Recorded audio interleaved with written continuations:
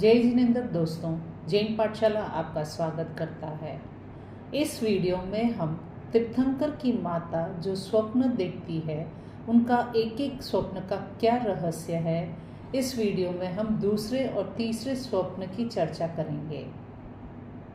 स्वप्न तो संसार में सभी देखते हैं, परंतु अर्थहीन स्वप्न दर्शन का क्या प्रयोजन। स्वप्न में सार्थकता होते हैं जो देखने के बाद पूर्ण भी हों। ऐसे स्वप्न भी दो प्रकार के होते हैं, शुभ स्वप्न और अशुभ स्वप्न। सामान्य जन को शुभ और अशुभ दोनों प्रकार के स्वप्न दर्शन होते हैं, किंतु जगत में कुछ व्यक्ति ऐसे भी हैं जिन्हें सार्थक शुभ स्वप्न के दर्शन होते हैं, और वे है श्लाघनीय पुरुषों की माताएं, यानी उत्तम पुरुषों की माताएं। आगम में शुभ स्वप्न की कुल संख्या 72 बताई है। उत्तम पुरुष की माताएं उन 72 स्वप्नों में से जो उत्तम श्रेष्ठ स्वप्न है उनके दर्शन करती है। ये उत्तम स्वप्न जब उत्तम पुरुष का गर्भ में प्रवेश होता है तब दिखाई देते हैं। धन्य है वो माताएं जिन्हें पुत्र रत्न प्राप्ति से पूर्व उत्तम स्वप्नों का दर्शन होता है। कोई माता 4 तो कोई 7 तो कोई 14 शुभ फलदायक स्वप्नों के दर्शन करती है। इस श्लाघनीय पुरुषों में भी वह माता धन्याति धन्य है जो 14 स्वप्नों को स्पष्ट रूप से दर्शन करती है, और वह माता है तीर्थंकर की माता। तीर्थंकर की माता के स्वप्न सर्वश्रेष्ठ होते हैं, क्योंकि वह जिस पुत्र रत्न को जन्म देती है उसके समान सर्वश्रेष्ठ पुत्र लोक में दूसरा कोई नहीं होता है। वह पुत्र बाह्य और आभ्यंतर शत्रु विजेता, स्व पर कल्याणकारी, धर्म चक्रवर्ती, धर्म तीर्थ प्रणेता आदि होता है। अतः श्लाघनीय पुरुषों की माताओं में तीर्थंकर की माता के स्वप्न सर्वश्रेष्ठ होते हैं। तीर्थंकर की माता शुभ फलदायक 14 स्वप्नों का स्पष्ट रूप से दर्शन करती है। इस वीडियो में हम द्वितीय स्वप्न एवं तृतीय स्वप्न के दर्शन के विषय में चिंतन करेंगे। तीर्थंकर की माता अर्धनिद्रित अवस्था में पद्म कमलवत खिला हुआ चेहरा, हर्षित रोमराजी के साथ प्रथम स्वप्न पूर्ण होने पर उत्सुकता पूर्वक द्वितीय स्वप्न का दर्शन करती है। द्वितीय स्वप्न में उसे दिखाई देता है श्वेत वर्ण, तीक्ष्ण सींग, बारीक मुलायम बाल, उन्नत स्कंद वाला बलिष्ठ वृषभ। तीर्थंकर माता के द्वितीय स्वप्न का स्वप्न फल। वृषभ कैसा होता है, उसका स्वप्न में दिखाई देने का क्या फल होता है, उसके विषय में जानने का प्रयास करेंगे। वृषभ यानी बैल। वृषभों की धोरी जाति का वृषभ श्रेष्ठ व ज्येष्ठ होता है। धोरी जाति के समान श्रेष्ठ वृषभ को स्वप्न में देखने का फल यह होता है कि उत्पन्न होने वाला पुत्र रत्न समस्त लोक में श्रेष्ठ व ज्येष्ठ होता है। श्वेत वर्ण। उस वृषभ का श्वेत वर्ण इतना चमकीला था कि उसके वर्ण के प्रभाव से 10 दिशाएं प्रकाशमान हो गई। उसी तरह उत्पन्न होने वाला पुत्र रत्न संपूर्ण जगत में केवल ज्ञान के आलोक से ज्ञान का प्रकाश फैलाने वाला होता है। तीक्ष्ण सिंह। इस वृषभ के सींग तीक्ष्ण थे। वह इन सींगों से शत्रुओं को अपने पास तक नहीं आने देता है। उसके सींग को देखते ही शत्रु अपनी हार मान लेता है। उसी प्रकार यह पुत्र रत्न स्व पर शास्त्रों के माध्यम से मध्यमतों का खंडन करने वाला होता है। इसके दर्शन मात्र से ही वादी अपनी हार स्वीकार कर लेते हैं और चरणों में नतमस्तक हो जाते हैं। भारवाहक। जिस प्रकार बैल गुरुतर भार को वहन करने की क्षमता वाला होता है, उसी प्रकार उत्पन्न होने वाला पुत्र रत्न संयम के गुरुतर भार को उठाने में सक्षम होता है, अर्थात कठोर संयम का पालन करने वाला होता है और धर्म रूपी धारा को धारण करने वाला होता है। यूथ अधिपति। धोरी ऋषभ सभी वृषभों में श्रेष्ठ व पूज्य होता है तथा उनका अधिपति होता है। उसी प्रकार उत्पन्न होने वाला पुत्र रत्न चतुर्वद संघ का अधिपति होता है एवं देव, दानव, मानव, तिर्यंच आदि के लिए पूजनीय होता है। उन्नत स्कंद, जिस प्रकार बैल के ऊपर उठे हुए कंधे उसकी महानता का परिचय देते हैं, उसी प्रकार उत्पन्न होने वाला पुत्र रत्न महान धर्म प्रचारक होता है। बलिष्ठ, धोरी वृषभ इतना बलवान होता है कि उसके समान अतुल बल वाला अन्य वृषभ नहीं होता है। कोई वृषभ उसे पराजित नहीं कर सकता। उसी प्रकार यह पुत्र रत्न अनंत बलशाली होता है। मनुष्य तो क्या, देव दानव भी इसे पराजित नहीं कर सकते हैं। मुलायम बाल, वृषभ के शरीर पर बारीक, चमकीले व मुलायम बाल थे। वे ऐसे लग रहे थे मानो खेत में गेहूं की बारीकी बारीकी मुलायम बालियों उगी हों।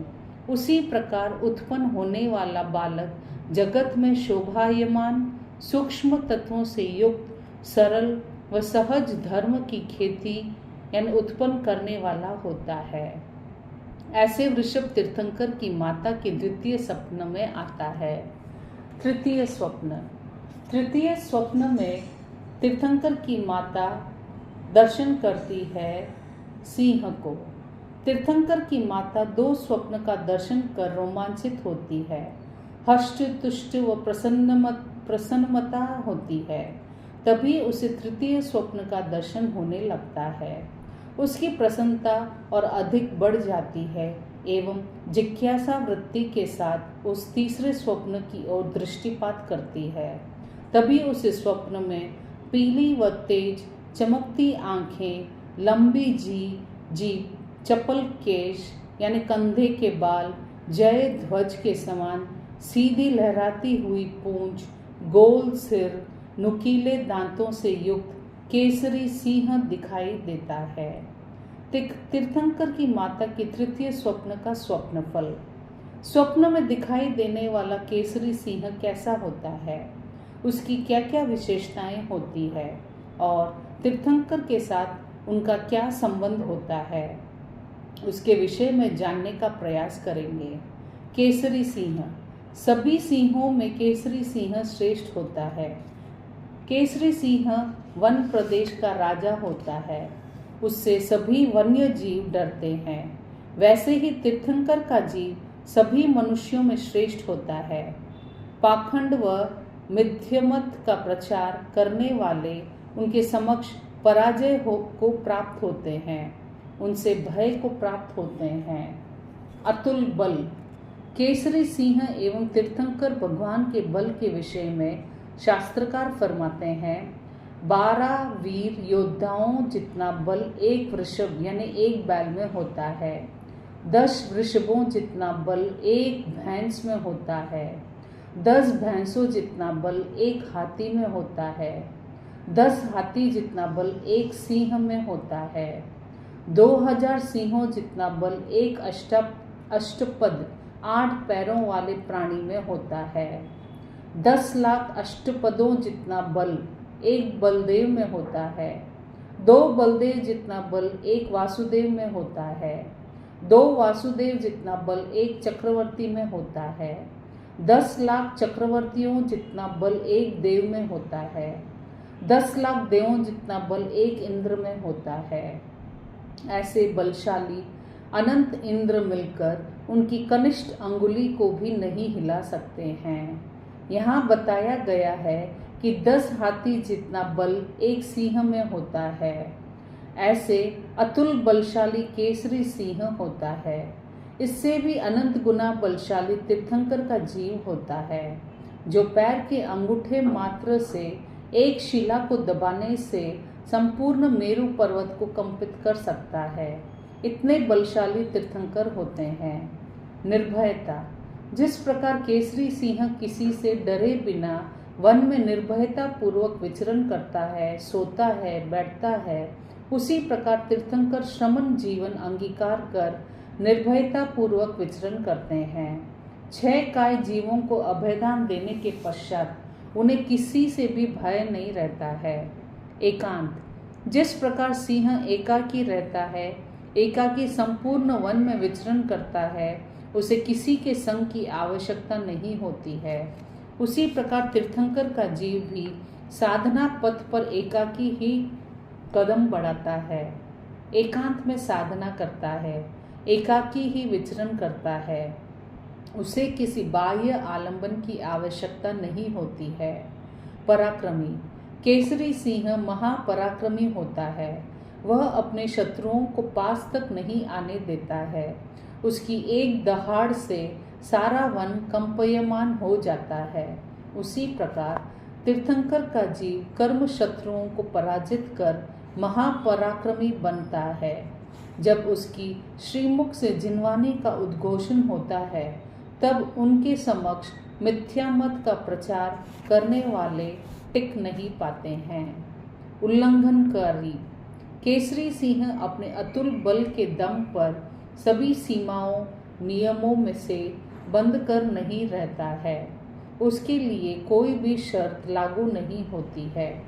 उसी प्रकार तीर्थंकर का जीव किसी भी प्रकार के नियम मर्यादा आदि से कल्पातीत होता है। जो सामान्य साधु के लिए लागू होता है, वे तीर्थंकर के लिए लागू नहीं होता है। वे नियम मर्यादाओं से अपरत होते हैं। इस प्रकार तीर्थंकर की माता तृतीय स्वप्न में अनेक विशेषताओं से युक्त केसरी सिंह को देखकर आनंदित होती है। धन्यवाद।